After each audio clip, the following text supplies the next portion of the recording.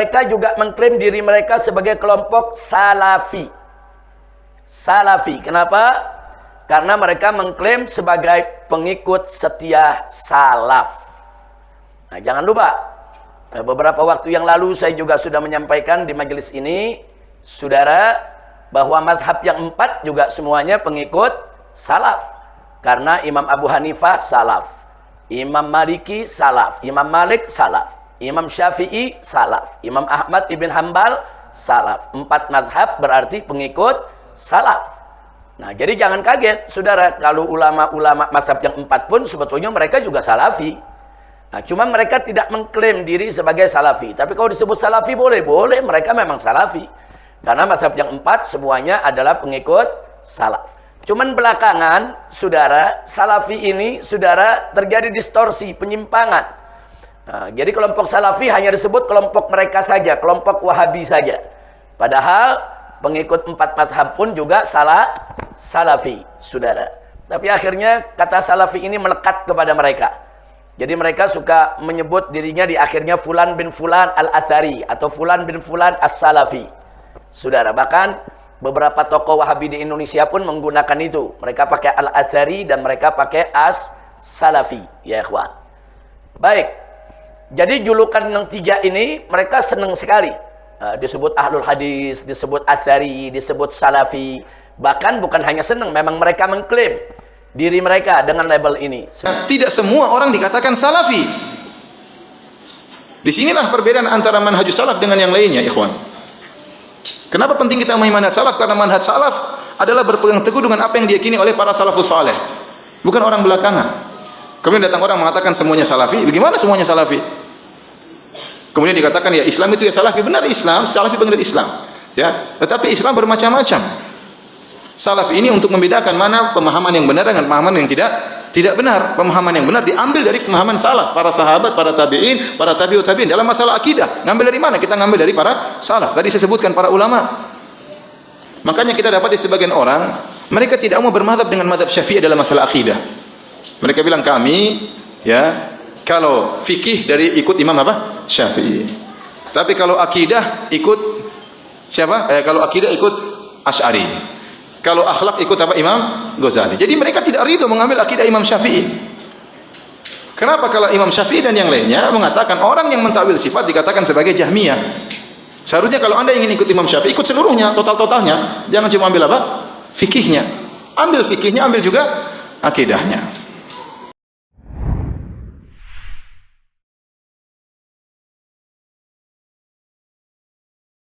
Wa yustadallu alaihim binisbatihim iyahum ila tasbih annahum mu'attilah nafiyah.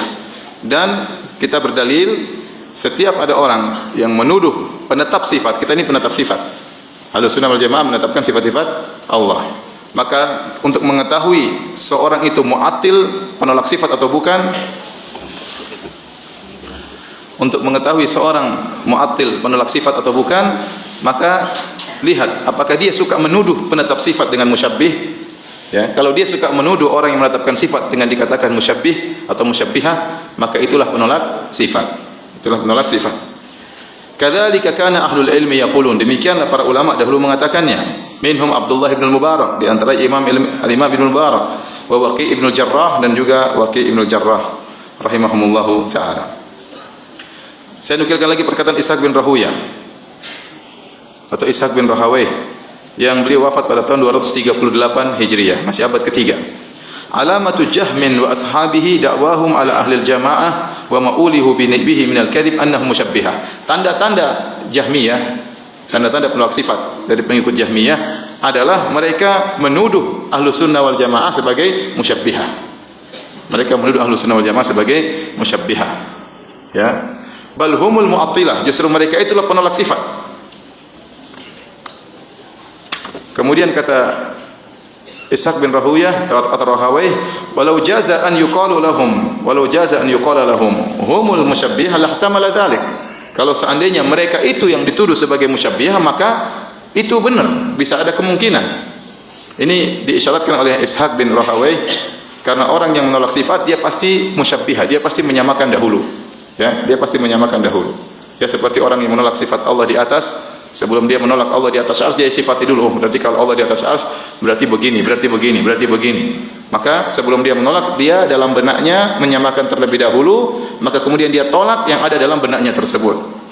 Paham? Seperti orang yang menolak sifat tangan. Kata dia, kalau Allah punya tangan, berarti tangannya begini, begini, begini. Sama seperti tangan manusia atau makhluk yang lainnya. Maka setelah terbetik dalam benaknya tangan Allah seperti begini-begini, maka kemudian dia tolak. Maka ada kaidah yang disebutkan oleh para ulama, dan ini ternyata diambil dari perkataan Ishaq bin Rahawai, kullu mu'attil musyabbih. Setiap penolak sifat dia pasti musyabbih. Musyabbih artinya menyamakan. Dia pasti menyamakan. Karena sebelum dia menolak, dia pasti sudah menyamakan terlebih dahulu. Dia pasti sudah menyamakan terlebih dahulu.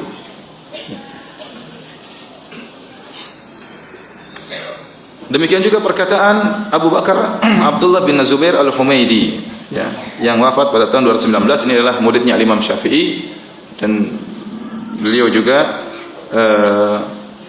adalah gurunya Imam Al-Bukhari. Gurunya Imam Al-Bukhari. Imam Bukhari sering meriwayatkan hadis melalui jalur beliau. Apa kata beliau? Wa ma nataqa bihi al-Qur'an wal hadis. Apa yang diucapkan oleh Al-Qur'an dan hadis Nabi sallallahu alaihi wasallam. Apa yang disebutkan oleh Al-Qur'an dan hadis Nabi. Seperti firman Allah, wa qalatil yahudu yadullahi maghlulah gullat aydihim. Ya, was samawati matwiyatun bi yaminih. Disebutkan ayat-ayat tentang sifat. Orang Yahudi berkata bahwasanya tangan Allah terbelunggu. Sungguhnya tangan mereka lah yang terbelunggu. Bal yadahu mabsutatani. Bahkan kedua tangan Allah terbentang. Ayat ini menyebut tentang dua tangan Allah. Dalam ayat yang lain, was samawati matwiyatun bi yaminih, dalam surat Az-Zumar, dan langit-langit kelak pada hari kiamat akan terlipat dengan tangan kanan Allah Subhanahu wa taala. Wa ma asbah hadza min al-Qur'an wal hadits, dan ayat-ayat yang seperti ini dalam Al-Qur'an dan hadis, la nazidu fihi wa la nufassiruhu. Kita tidak berani menambah-nambahkan dan kita tidak berani menafsir-nafsirkan. Wa naqifu ala ma waqafa alaihi al-Qur'an wa sunnah, dan kami berhenti sesuai dengan Al-Qur'an dan sunnah. Wa naqul ar-rahmanu 'alal arsy istawa, dan kami mengatakan Allah berada di atas arsy. Wa man za'ama ghairu hadza, barang siapa yang menyangka tafsirannya bukan seperti ini, tidak sesuai dengan zahirnya, maksudnya fahuwa mu'attilun jahmi, maka dia adalah seorang mu'attil dan bermadzhab Jahmiyah. Ya. Para hadirin dan hadirat yang dirahmati oleh Allah Subhanahu wa taala, saya nukilkan perkataan para salaf dahulu yang mereka rata-rata hidup di abad kedua dan abad ketiga Hijriah, ya. Karena mereka di zaman tersebut sudah muncul para penolak sifat. Ya. Adapun para penyembah kubur, ya, itu munculnya belakangan. Awal-awal di zaman sahabat, kemudian di zaman tabi'in, kemudian tabi'ut tabi'in, kemudian di zaman Al-Imam Syafi'i, Imam Ahmad, syubhat-syubhat tentang para penyembah kubur itu belum ada, sehingga kita jarang mendapati perkataan para ulama mutaqaddimin tentang para penyembah kubur. Tetapi yang kita dapati kebanyakan tulisan mereka adalah membantah para penolak sifat. Seperti Imam Ahmad rahimahullah punya buku judulnya Ar-Rad 'alal Jahmiyah waz Zanadiqah, bantahan terhadap Jahmiyah dan Zanadiqah. Kemudian juga banyak nukilan dari Al-Imam Syafi'i rahimahullah yang mencela ahlul kalam, yaitu orang-orang yang belajar filsafat. Kemudian memasukkan filsafat dalam ilmu agama, akhirnya memasukkan filsafat dalam ilmu teologi, masalah ketuhanan, sehingga mereka pun menyimpang. Terlebih-lebih lagi di zaman Al-Imam Ahmad, buku-buku filsafat Yunani dirubah ke dalam bahasa Arab di zaman Khalifah Al-Ma'mun, sehingga banyak orang-orang terpengaruh dengan pemikiran ahlul bidah, ya. Seperti munculnya Ahmad Ibnu Abi Duat, ya, yang menjadi penasihat pemerintah tatkala itu, sehingga Imam Ahmad ditangkap kemudian disiksa. Kemudian contohnya ada Bishr Al-Mirrisi yang juga tokoh Mu'tazilah dan juga berpemahaman Jahmiyah, ya. Sehingga tulisan-tulisan para ulama di abad ketiga, ya, abad kedua, abad ketiga dan abad keempat kebanyakannya tentang masalah tauhid al-asma wa sifat. Karena penyimpangan yang muncul di awal-awal generasi awal adalah tentang asma wa sifat. Sehingga seperti Ibnu Khuzaimah punya buku judulnya Kitabut Tauhid, ya. Ya, kemudian yang isinya membantah orang-orang Jahmiyah. Contohnya Al-Imam Al-Bukhari punya buku judulnya Khalqu Af'alil Ibad. Ya, ini juga membantah, ya, sebagiannya membantah tentang masalah tauhid al-asma wa sifat, penyimpang dalam tauhid al-asma wa sifat. Demikian juga misalnya Imam Al-Bukhari dalam sahihnya, dalam sebagian riwayat ada judul dalam Sahih Bukhari judulnya Kitabut Tauhid, yang isinya untuk menetapkan bahwasanya Allah di atas, ya, dan membantah orang-orang Jahmiyah, ya, membantah orang Jahmiyah. Makanya kalau kita menelusuri perkataan para salaf tentang bahayanya Jahmiyah, para penolak sifat, maka kita akan dapati sangat banyak. Berbeda tatkala Anda menelusuri perkataan para salaf tentang para penyembah kubur, mungkin Anda tidak akan dapatkan atau jarang sekali. Karena fitnah penyembahan terhadap kuburan, penyembahan terhadap mayat-mayat, itu munculnya belakangan. Mungkin abad-abad ke-6, abad ke-5, abad ke-6 ya. Ya. Tetapi di awal abad kedua, abad ketiga, penyimpangan terjadi pada tauhid al-asma wa sifat. Muncul orang-orang yang menolak sifat-sifat Allah Subhanahu wa taala. Jadi, saya nukilkan tadi 3 perkataan para ulama, ya. Tadi Abu Zur Ar-Razi, kemudian Al-Imam Ishaq bin Rahawai dan Al-Imam Abu Bakar Abdullah bin Zubair Al-Humaidi, ya.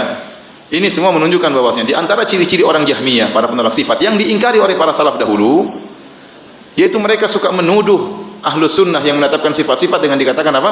Musyabbihah. Dikatakan sebagai musyabbihah. Ya.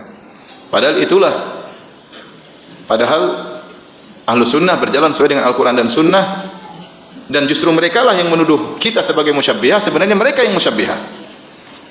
Mereka menyamakan Allah dengan makhluknya. Karena sebelum mereka menolak, mereka sudah menyamakan Allah dengan makhluknya. Sehingga kita punya kaidah tadi saya sebutkan, kullu mu'attil musyabbih. Setiap orang yang menolak sifat pasti dia sebelumnya sudah mentasbih terlebih dahulu, ya. Pasti sudah mentasbih terlebih dahulu, ya.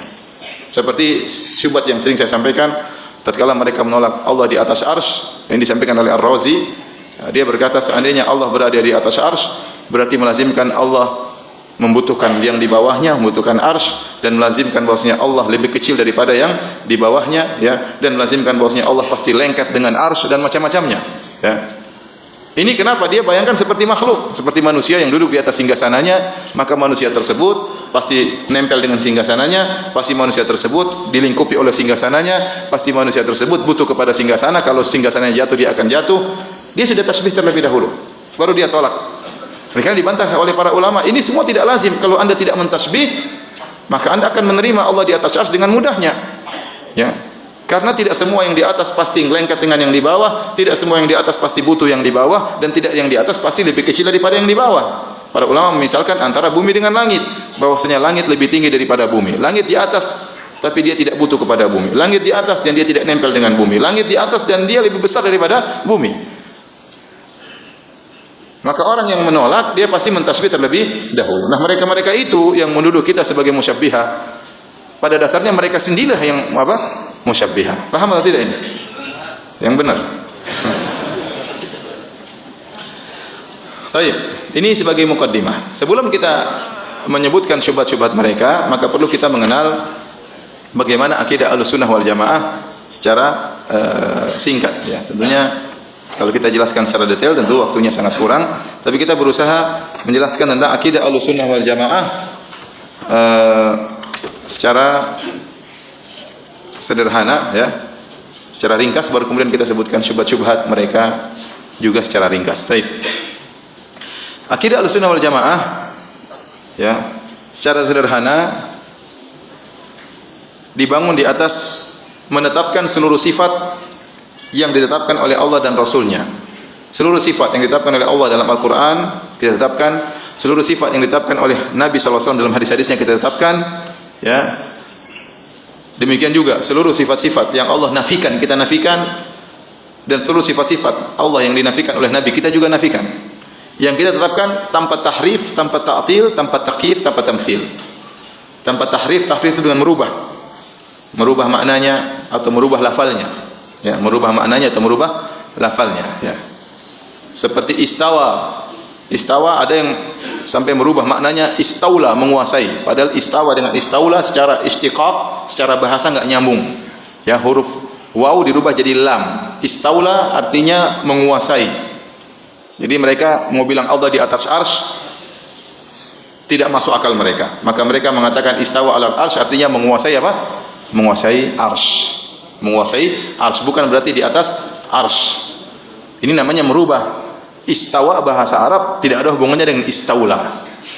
Apalagi istawa ala. Istawa ala dalam bahasa Arab artinya di atas. Istaula artinya menguasai, ya. Mereka rubah. Ini namanya merubah lafal atau merubah makna, ya. Itu namanya tahrif dalam bahasa Arab, artinya tahrif, ya. Wala ta'til, menolak sifat kita. Jadi tidak boleh dengan menolak sifat, ini juga bukan akidah Ahlussunnah. Wa min ghairi takyif, ya. Wa min ghairi takyif, tanpa membagaimanakan, oh sifat Allah begini, tidak boleh kita membagaimanakan kecuali sebatas yang dikhabarkan oleh Nabi SAW. Membagaimanakan itu boleh sesuai dengan sebatas yang dikabarkan dalam ayat dan hadis. Ya. Contoh Nabi SAW mengatakan dalam hadis pada hari kiamat kelak, fanada bisautin yasma'uhu man ba'ud kama yasma'uhu man qarib. Maka Allah menyeru dengan suara yang orang yang jauh mendengar sama dengan orang yang dekat. Di sini Nabi membagaimanakan. Tetapi membagaimanakannya dijelaskan oleh Nabi. Kita tidak boleh membagaimanakan lebih daripada itu. Faham? Kita tidak boleh tambah-tambah. Berarti suaranya seperti ini nggak boleh. Kita cuma bilang suara Allah tatkala itu, ya, yang jauh sama yang dekat dengarnya sama saja. Ya, kita membagaimanakan sesuai dengan yang dibagaimanakan oleh Nabi Shallallahu Alaihi Wasallam. Wala tamthil, adapun tamthil artinya menyamakan sifat Allah dengan sesuatu. Sifat Allah seperti ini, sifat Allah seperti ini. Itu bedanya takyif dengan tamthil. Kalau takyif membagaimanakan, artinya membagaimanakan sifat-sifat Allah tanpa harus ada yang dipermisalkan. Tanpa harus ada yang dipermisalkan. Adapun tamthil adalah memisalkan, seperti tangan Allah seperti tangan manusia. Ini namanya memisalkan. Tahu bedanya antara takyif dengan tamthil? Saya ulangi, kalau takyif membagaimanakan tanpa harus ada yang dimisalkan. Adapun tamthil menyamakan dengan sesuatu, ada yang dimisalkan, seperti tangan Allah seperti tangan manusia. Itu namanya tamthil. Ini semua dinafikan dalam akidah Ahlussunnah wal Jamaah. Jadi Ahlussunnah wal Jamaah menetapkan sifat-sifat Allah dalam Al-Qur'an dan hadis, atau menafikan sifat-sifat yang dinafikan oleh Allah. Allah tidak begini, Allah tidak begini, kita nafikan sesuai Al-Qur'an dan hadis tanpa memisalkan, tanpa membagaimanakan, tanpa merubah-rubah maknanya, ya. Dan tanpa menolak sifat-sifat tersebut. Dan dalilnya Allah Subhanahu wa taala berfirman, "Laisa kamitslihi syai' wa huwas samiul basir." Laisa kamitslihi syai' wa huwas samiul basir. Tidak ada sesuatu pun yang serupa dengan Allah. Tidak ada sesuatu pun yang serupa dengan Allah. Ini mukaddimah. Allah mengatakan tidak ada sesuatu pun yang serupa dengan Allah. Setelah itu Allah mengatakan, "Wa huwas samiul basir." Dan Allah Maha mendengar lagi Maha melihat. Supaya Anda memiliki mukaddimah, sebelum Allah menetapkan Dia itu Maha mendengar dan melihat, harus tertancap dalam benak kita Allah tidak sama dengan makhluknya. Sehingga tatkala Allah mengatakan Allah mendengar, jangan sampai kita merasa seperti pendengarannya makhluk. Tatkala Allah mengatakan Allah melihat, jangan sampai kita merasa seperti penglihatan makhluk. Karena pendengaran makhluk sangat kurang, sangat terbatas. Demikian juga penglihatan makhluk juga sangat kurang dan sangat terbatas. Maka kita punya mukaddimah, laisa kamitslihi syai'. Tidak ada sesuatu pun yang serupa dengan Allah. Ayat ini sangat tegas menjelaskan Allah memiliki sifat, tapi tidak seperti sifat makhluk. Jadi akidah Ahlussunnah wal Jamaah sangat sederhana. Dan ini adalah akidah Ahlussunnah wal Jamaah secara umum. Ya, seluruh para ulama salaf berakidah dengan demikian. Sebagaimana disampaikan oleh Al-Imam Abu Isa At-Tirmidzi dalam Sunan At-Tirmidzi. Tatkala beliau menyebutkan tentang hadis-hadis yang berkaitan tentang sifat-sifat Allah Subhanahu wa taala, ya, tentang tangan Allah Subhanahu wa taala, ya, di mana Nabi bersabda, "Innallaha yaqbalus shadaqah wa ya'khudhuha bi yaminihi." Sungguhnya Allah menerima sedekah dan Allah mengambil sedekah tersebut dengan tangan kanannya. Kemudian Al-Imam Tirmidzi berkata, "Waqad qala ghairu wahidin min ahli al-ilmi fi hadzal hadits wa ma yushbihu hadza min ar-riwayat min as-sifat." Dan banyak ulama ahlul hadis menjelaskan tentang hadis-hadis yang berkaitan dengan sifat-sifat Allah. Ya. Seperti sifat-sifat Allah, sifat tangan dan yang lainnya. Wa nuzuli Rabbi tabaraka wa ta'ala kulla lailatin ila samai dunya. Seperti juga sifat Allah turun ke langit dunia setiap malam. Qalu, mereka berkata, yaitu para salaf, ya, tathbutur riwayat fi hadza wa yu'manu biha wa la yutawahhamu. Riwayat-riwayat ini ditetapkan sahih. Kemudian yu'manu biha, hendaknya diimani. Wa la yutawahham, dan jangan dibagaimanakan, diterima. Wala yuqal kaif, dan jangan dikatakan bagaimana. Jangan dipersangkakan, auham itu dipersangkakan, oh begini-begini, jangan. Kita beriman, kita terima, kita beriman, kemudian kita tidak bagaimanakan. Ruwiya an Malik, ini perkataan Imam Malik, wa Sufyan ibn Uyainah, para ulama salaf dahulu, ulama-ulama abad kedua, abad ketiga, ya. Wa Abdullah ibn Mubarak, annahum qalu, mereka berkata fi hadhil ahadits, mereka berkata tentang hadis-hadis seperti ini, hadis-hadis sifat, amirruha bila kaif, terimalah hadis-hadis tersebut sesuai dengan zahirnya bila kaif, dan jangan tanya bagaimananya. Wa hakadha qaulu ahli ilmi min ahli sunnah wal jamaah.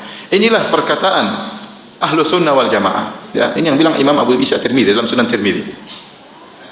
Wa ammal Jahmiyah, adapun orang Jahmiyah, fa ankarat hadhihi riwayat, maka mereka mengingkari riwayat-riwayat ini tentang sifat-sifat Allah. Wa qalu hadza tasbih, dan mereka berkata riwayat-riwayat ini melazimkan tasbih. Kalau kita bilang Allah punya tangan berarti apa? Tasbih. Kalau Allah turun ke langit dunia berarti apa? Tasbih, harus diingkari. Ya, atau tentunya pengingkaran mereka dengan menolak hadis-hadis tersebut atau merubah maknanya. Ya. Waqad dzakara Allah azza wa jalla fi ghairi mawdhi'in min kitabih, dan Allah telah menyebutkan, kata Imam Tirmidzi, Allah telah menyebutkan dalam Al-Qur'an dalam beberapa ayat sifat al-yada, tangan, was sam'a, pendengaran, wal basara, penglihatan. Fata'awwalatil jahmiyah, maka orang Jahmiyah mentakwil hadir ayat, fafassaruha ala ghairi ma fassara ahlul ilm, maka mereka mentakwilkan, menafsirkan tidak sesuai dengan apa yang ditafsirkan oleh para ulama. Wa qalu inna Allah lam yakhluq Adama biyadihi, maka mereka berkata Allah tidak menciptakan Adam dengan tangannya. Tapi apa kata orang-orang Jahmiyah? Allah menciptakan Adam dengan apa? Kekuatannya. Ya. Karena mereka menolak sifat apa? Tangan. Ya. Wa qalu, ya, Imam Tirmidzi menukil, wa qalu inna ma'nal yadi hahuna al-quwwah. Orang Jahmiyah mengatakan makna tangan adalah apa? Kekuatan. Jadi mereka yang menafsirkan tangan dengan kekuatan itu orang Jahmiyah yang diingkari oleh para ulama terdahulu. Ya. Makanya kita dapati sebagian orang mereka tidak mau bermadhab dengan madhab Syafi'i dalam masalah akidah.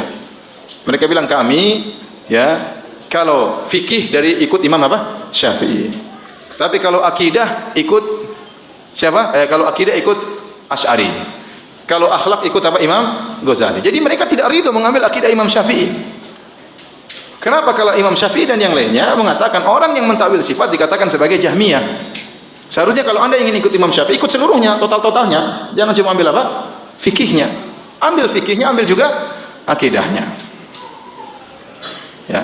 Jadi ini penjelasan Imam Abu Isa At-Tirmidzi rahimahullah, kata beliau, jadi orang-orang Jahmiyah mengatakan Allah tidak menciptakan Adam dengan tangannya. Dan sering kita katakan seandainya kalau Allah tidak menciptakan Adam dengan tangannya, berarti Adam tidak spesial. Justru Allah berdalil dengan Adam diciptakan dengan tangan Allah agar iblis tunduk kepada, sujud kepada Adam. Ma mana'aka an tasjuda lima khalaqtu biyadayya. Kata Allah, wahai iblis, kenapa kau tidak sujud kepada Adam yang aku ciptakan dengan kedua tanganku? Allah berdalil dengan keistimewaan Adam. Di antara keistimewaan Adam apa? Dia diciptakan dengan kedua tangan Allah Subhanahu wa taala. Kenapa kau tidak sujud? Seandainya kedua tangan artinya kekuatan, maka iblis bisa membantah. Kata iblis, apa bedanya saya dengan Adam? Kau ciptakan Adam dengan kekuatan, kau ciptakan saya juga dengan apa? Kekuatan. Jadi barang siapa yang menakwilkan tangan Allah dengan kekuatan, berarti dia telah menghilangkan keistimewaan Nabi Adam. Dan dia semakin menguatkan hujahnya iblis. Paham? Dia menguatkan hujahnya apa? Iblis. Ya. Kita mengambil akidah ya dengan sanad, dengan para ulama, bukan karangan kita sendiri. Bukan karangan kita sendiri.